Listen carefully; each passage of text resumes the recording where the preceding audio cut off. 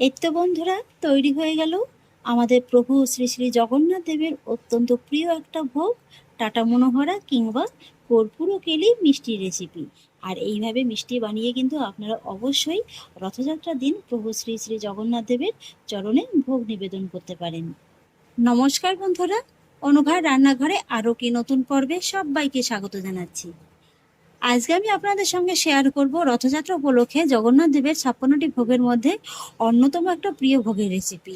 এই রেসিপিটির নাম হলো ট্যাটো মনোহরা কিংবা কর্পূর কেলি। এই মিষ্টিটা খেতে কিন্তু খুবই ভালো লাগে। জগন্নাথ দেবের কিন্তু অত্যন্ত প্রিয় একটা মিষ্টি রেসিপি। ঘরে থাকা অল্প কয়েকটা উপকরণ দিয়েই কিন্তু খুব সহজেই তৈরি করা যায়। ঘরে যদি একটুখানি আটা আর অল্প কিছু উপকরণ থাকে তাহলেই কিন্তু খুব সহজেই আপনারা এই মিষ্টিটা বানিয়ে ফেলতে পারবেন। বানানো যেমন সহজ, খেতেও কিন্তু খুবই মজাদার। আর সেই জন্য দেখুন বন্ধুরা, শুরুতেই আমি একটা বোল নিয়ে নিয়েছি আর তার মধ্যে নিয়ে নিচ্ছি এরকম একটা বাটি মাপ করে 1 বাটির মতো আটা। ওজন হিসেবে এখানে 200 গ্রামের মতো আটা আছে। আর এবার আমি আটাটিকে মেখে নেবো, আর সেই জন্য শুরুতেই নিয়ে নিচ্ছি স্বাদ অনুযায়ী হাফ চা চামচের মতো সন্দুক লবণ। আর তারপরে নিয়ে নিচ্ছি 3 টেবিল চামচের মতো ঘি। এখানে কিন্তু বন্ধুরা এই মিষ্টিটা ঘি দিয়েই বানানো হয়। জগন্নাথ দেবের যে কোনো ভোগের রেসিপি কিন্তু সাধারণত ঘি দিয়েই তৈরি করা হয়। এবার আমি লবণ আর ঘিটাকে আটার সঙ্গে একটু ভালোভাবে মেখে নেব। ঘি আর লবণটাকে কিন্তু আটার সঙ্গে একটু ভালোভাবে আমি মেখে নিয়েছি। আর এবার আমি আটার বাটিটাকে একটা সাইডে একটু সরিয়ে রেখে দেবো। আর তারপরে দেখুন বন্ধুরা, আজকের এই মিষ্টিটা বানানোর জন্য আমি এখানে কয়েকটা উপকরণ নিয়ে নিয়েছি কিছুটা পরিমাণে গোলমরিচ, এই মোটামুটি 10-12টির মতো কালো গোলমরিচ আছে। সেই সঙ্গে নিয়ে নিয়েছি 2টোর মতো বড় এলাচ আর একটুখানি কর্পূর। যেহেতু মিষ্টিটার নাম কর্পূর কেলি, তাই কিন্তু অবশ্যই একটুখানি কর্পূর লাগবে।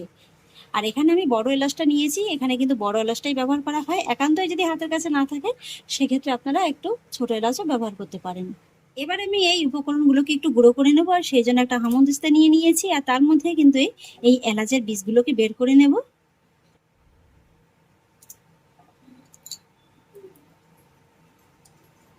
এলাচের বীজগুলো নিয়ে নেওয়ার পরে নিয়ে নিচ্ছি গোলমরিচগুলো, আর সেই সঙ্গে নিয়ে নিচ্ছি একটুখানি কর্পূর। পুরো কর্পূরটা কিন্তু লাগবে না, এই অর্ধেকটার মতো নিয়ে নেব। এবার আমি এই সমস্ত উপকরণগুলোকে একটু গুঁড়ো করে নেব। এই যে দেখুন বন্ধুরা, সমস্ত উপকরণগুলোকে কিন্তু আমি খুব সুন্দর করে গুঁড়ো করে নিয়েছি। এবার আমি যে এলাচটা গুঁড়ো করে রেখেছিলাম সেই এলাচ গুঁড়ো থেকে অর্ধেকটার মতো এলাচ গুঁড়ো কিন্তু এই আটার মধ্যে নিয়ে নেব, আর বাকি অর্ধেকটার মতো কিন্তু রেখে দেবো, সেটা পরে কাজে লাগবে। আর তারপর এর মধ্যে অ্যাড করব 2 টেবিল চামচের মতো চিনি। এখানে কিন্তু আপনারা আখের গুড়টাও ব্যবহার করতে পারেন। জগন্নাথ দেবের ভোগে কিন্তু আখের গুড়টাই ব্যবহার করা হয়, তবে আখের গুড়টা যদি হাতের কাছে না থাকে আমার মতো কিন্তু এখানে আপনারা চিনিটা ব্যবহার করতে পারেন। আর এবার একই সঙ্গে অ্যাড করব হাফ কাপের মতো ছানা। এখানে আমি ছানাটা নিয়েছি, আপনারা কিন্তু ছানার পরিবর্তে একটুখানি পনিরও নিতে পারেন। সেক্ষেত্রে পনিরটাকে একটু গ্রেট করে নিলেই হয়ে যাবে, তবে খেয়াল রাখবেন পনিরটা যেন খুবই সফট হয়। আর এখানে কিন্তু আমি ফ্রেশ ছানাটা নিয়ে নিয়েছি। এবার আমি এই সমস্ত উপকরণগুলোকে আবারও একটু আটার সঙ্গে ভালোভাবে মেখে নেব। প্রথমেই কিন্তু আমি এখানে জলটা অ্যাড করব না, প্রথমে ছানা আর চিনিটাকে আটার সঙ্গে খুব ভালোভাবে মেখে নেব, তারপরে কতটুকু জল লাগে সেই আন্দাজ করে জলের ব্যবহার করব। এই যে দেখুন বন্ধুরা, ছানা আর চিনিটাকে কিন্তু আমি আটার সঙ্গে একটু ভালোভাবে মেখে নিয়েছি। আর মেখে নেওয়ার পরে দেখুন আটার মধ্যে কিন্তু অনেকটা ভেজা ভেজা ভাব চলে এসছে। তাই কিন্তু শুরুতেই আপনারা জলটা দিয়ে কিন্তু মাখাতে যাবেন না, এইভাবে পুরো ছানাটাকে আটার সঙ্গে একটু ভালোভাবে মেখে নেবেন। তারপরে কিন্তু প্রয়োজন অনুযায়ী জলটা দিয়ে মাখিয়ে নেবেন। আর এবার আমি অল্প অল্প করে জল দিয়ে এই আটাটাকে কিন্তু একটু ভালোভাবে মেখে নেব। এই ডোটা কিন্তু একেবারে খুব বেশি নরমও হবে না, আবার একেবারে কিন্তু টাইটও হবে না। তাই এইভাবে কিন্তু অল্প অল্প করে জল দিয়েই আটাটিকে মাখিয়ে নিতে হবে। আর জানেন তো বন্ধুরা, এই মিষ্টিটা কিন্তু শুধুমাত্র ভগবান জগন্নাথ দেবেরই অত্যন্ত একটা প্রিয় মিষ্টি না, এটা কিন্তু ভগবান শিবেরও অত্যন্ত একটা প্রিয় মিষ্টি রেসিপি। তাই যাদের বাড়িতে ভগবান জগন্নাথ নেই তারাও কিন্তু এই মিষ্টিটা বানিয়ে ভগবান শিবের ভোগে অবশ্যই লাগাতে পারেন। ফাইনালি আটাটিকে আমি কিন্তু খুব ভালোভাবে মেখে নিয়েছি। এই যে দেখুন, এরকম কিন্তু একটা সফট ডো তৈরি করে নিতে হবে, না হবে খুব বেশি নরম আর না হবে খুব বেশি শক্ত, এই যে এরকম। আর এবার কিন্তু এই ডোটাকে মিনিমাম 10 মিনিটের মতো একটু রেস্টে রেখে দিতে হবে। যেহেতু এর মধ্যে চিনিটা দেওয়া আছে তাই চিনিটা যাতে ভালোভাবে সেট হয়ে যায়, তাই কিন্তু অবশ্যই এইভাবে 10 মিনিটের জন্য রেস্টে রেখে দিতে হবে। 10 মিনিট বাদে এবার ঢাকাটাকে তুলে নিচ্ছি। এই যে দেখুন, ডোটা কিন্তু খুব সুন্দরভাবে একদম সেট হয়ে গেছে। তবু আর একবার একটু হাত দিয়ে মেখে নেব ভালোভাবে। আর একবার একটু ভালোভাবে মেখে নিলাম। আর এবার আমি এই যে মেখে নেওয়া ডো থেকে এইভাবে হাতে করে অল্প একটু নিয়ে নেব। এই আমরা সাধারণত লুচির জন্য যেরকম ছোট ছোট লেচি কেটে থাকি সেরকম ছোট ছোট করে নিয়ে নেব। হাতের সাহায্যে এইভাবে একটু ভালোভাবে চেপে নিয়ে তারপরে দুই হাতের সাহায্যে এইভাবে একটু গোল করে নিলেই কিন্তু হয়ে যাবে। তৈরি করা খুবই সহজ। শুধুমাত্র খেয়াল রাখবেন এই মিষ্টিটার গায়ে যেন কোনোরকম কোনো ক্র্যাক না থেকে যায়। এই তো বন্ধুরা দেখুন আমার একটা মনোহরা মিষ্টি কিন্তু তৈরি হয়ে গেল। এখন শুধু এইভাবে অল্প অল্প করে হাতে নিয়ে নিতে হবে আর তারপরে বাকি সব মিষ্টিগুলোকে তৈরি করে নিতে হবে। এই তো বন্ধুরা এক এক করে সমস্ত মনোহরা মিষ্টিগুলোকে আমি তৈরি করে নিয়েছি। আর এবার আমি এক এক করে সমস্ত মিষ্টিগুলোকে ভেজে নেবো। আর সেই জন্য কড়ার মধ্যে নিয়ে নিচ্ছি পর্যাপ্ত পরিমাণে সাদা তেল। আর সেই সঙ্গে নিয়ে নিচ্ছি 1.5 টেবিল চামচের মতো ঘি। এখানে কিন্তু আপনারা পুরো মিষ্টিটা পুরোটা ঘিতেও ভেজে নিতে পারেন। পুরীর মন্দিরে কিন্তু এই মিষ্টিগুলো পুরোটাই ঘিতেই ভেজে নেওয়া হয়। তবে আমার মতো আপনাদের হাতের কাছে যদি পর্যাপ্ত পরিমাণে ঘিটা না থাকে সেক্ষেত্রে কিন্তু আপনারা এই তেলের মধ্যে সামান্য একটু ঘি মিশিয়েও মিষ্টিগুলোকে ভেজে নিতে পারেন। এক্ষেত্রেও কিন্তু মিষ্টির মধ্যে খুব সুন্দর একটা ঘিয়ের ঘ্রাণ আসবে। এবার কিন্তু আমি মিডিয়াম ফ্লেমে এই তেল আর ঘিটাকে একটু ভালোভাবে গরম করে নেব। দেখুন বন্ধুরা তেল ঘিটাকে কিন্তু আমি খুব ভালোভাবে গরম করে নিয়েছি।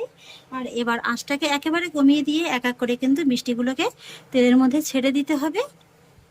অর্ধেকটার মতো মিষ্টি আমি তেলের মধ্যে ছেড়ে দিয়েছি। আর এখন কিন্তু কোনোভাবেই নাড়াচাড়া করা যাবে না, শুধুমাত্র কড়াইটিকে ধরে এইভাবে একটু ঘুরিয়ে নিলেই কিন্তু তেলটা খুব সুন্দরভাবে এই মিষ্টিটার গায়ে লেগে যাবে। আর সেক্ষেত্রে কিন্তু মিষ্টিটা সব দিকে একদম সমানভাবে ভাজা হবে।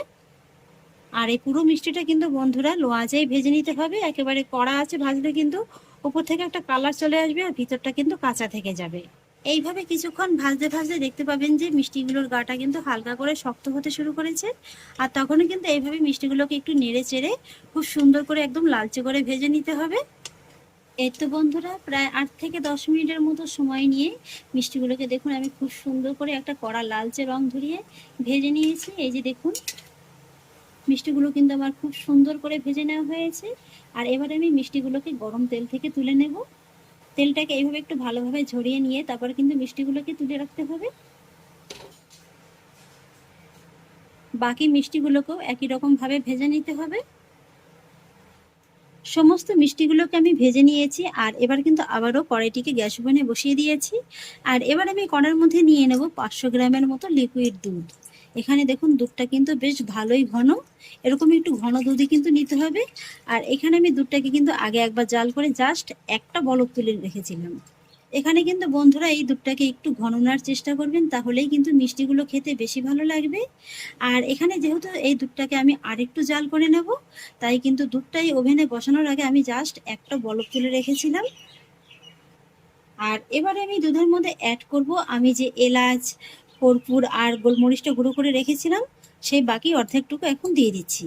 আর তারপরে দিয়ে দিচ্ছি 1/3 কাপের মতো চিনি। এখানে আপনারা চিনির পরিবর্তে কিন্তু মিষ্টিও ব্যবহার করতে পারেন। আর এবার মিডিয়াম ফ্লেমে এই চিনিটাকে প্রথমে একবার দুধের সঙ্গে খুব ভালোভাবে গলিয়ে নিতে হবে। আর তারপরে দুধটাকে জাল করে আরেকটু সামান্য ঘন করে নিতে হবে। দেখুন বন্ধুরা আরও মিনিট 5 মতো সময় নিয়ে দুধটাকে কিন্তু জাল করে আমি আরেকটু ঘন করে নিয়েছি। এর থেকে আর বেশি ঘন করবার প্রয়োজন নেই। আর এবার আমি এই জাল করে নেওয়া দুধের মধ্যে অ্যাড করব ভেজে নেওয়া মনোহরা মিষ্টিগুলো। মিষ্টিগুলোকে এবার দুধের সঙ্গে একটু ভালোভাবে নেড়ে চেড়ে মিশিয়ে নেব। আর তারপরে এই মিষ্টিগুলোকে দুধের সঙ্গে আমি ততক্ষণই রান্না করে নেব যতক্ষণ না পর্যন্ত এই দুধটা খুব ভালোভাবে শুকিয়ে মিষ্টির গায়ে খুব ভালোভাবে কোট হয়ে যাচ্ছে। এইভাবে জাল করতে করতে দেখতে পাবেন যে মিষ্টিটা শুকিয়ে একদম ক্ষীরে পরিণত হয়ে গেছে। আর তখনই কিন্তু ক্ষীরটা এই মিষ্টির গায়ে খুব ভালোভাবে কোট হয়ে যাবে। আর এখন কিন্তু গ্যাসের ফ্লেমটাকে মিডিয়াম লোতে রেখেই এই দুধটাকে অনবরত এইভাবে একটু জাল করে নিতে হবে। এই তো দেখুন বন্ধুরা দুধটা কত সুন্দরভাবে শুকিয়ে গেছে। আর শুকিয়ে দেখুন কত সুন্দর একদম একটা ক্ষীরে পরিণত হয়ে গেছে। আর ক্ষীরটা দেখুন মনোহরা মিষ্টির গায়ে কিন্তু খুব সুন্দরভাবে একদম কোট হয়ে গেছে। এই যে দেখুন এই মিষ্টিগুলো দেখতে যতটা অপূর্ব, খেতে কিন্তু তার থেকে অনেক বেশি সুস্বাদু হয়। এই যে দেখুন এর থেকে কিন্তু আর বেশি জাল করে নেওয়ার প্রয়োজন নেই, কারণ এই ক্ষীরটা যখন আরেকটু ঠান্ডা হয়ে যাবে না এটা কিন্তু আরেকটু ঘন হয়ে বসে যাবে। তাই এই সময় কিন্তু গ্যাসের ফ্লেমটাকে অফ করে দিতে হবে। আর তারপরে এই মিষ্টিগুলোকে একটু সার্ভ করে নিতে হবে। এই তো বন্ধুরা, তৈরি হয়ে গেল আমাদের প্রভু শ্রী শ্রী জগন্নাথ দেবের অত্যন্ত প্রিয় একটা ভোগ, টাটা মনোহরা কিংবা কর্পূর কেলি মিষ্টি রেসিপি। এই মিষ্টিটা বারবার বলছি, বানানো যতটা সহজ, খেতে কিন্তু তার থেকে অনেক বেশি ভালো লাগে। আর এইভাবে মিষ্টি বানিয়ে কিন্তু আপনারা অবশ্যই রথযাত্রার দিন প্রভু শ্রী শ্রী জগন্নাথ দেবের চরণে ভোগ নিবেদন করতে পারেন। তাহলে আশা করছি বন্ধুরা, আমার আজকের এই রেসিপিটি আপনাদের খুবই ভালো লেগেছে। যদি একটু হলেও ভালো লেগে থাকে তাহলে আমাকে অবশ্যই একটা লাইক এবং কমেন্ট করবেন, সেই সঙ্গে বন্ধুদের সঙ্গে শেয়ার করবেন। আর প্লিজ বন্ধুরা, যদি আমার পরিবারের নতুন সদস্য হয়ে থাকেন তাহলে একটা সাবস্ক্রাইব করে পাশে থাকা বেল আইকনটি প্রেস করে দেবেন। ফিরে আসছি পরের অন্য কোনো নতুন রেসিপি নিয়ে। সবাই ভালো থাকুন, সুস্থ থাকুন, ধন্যবাদ।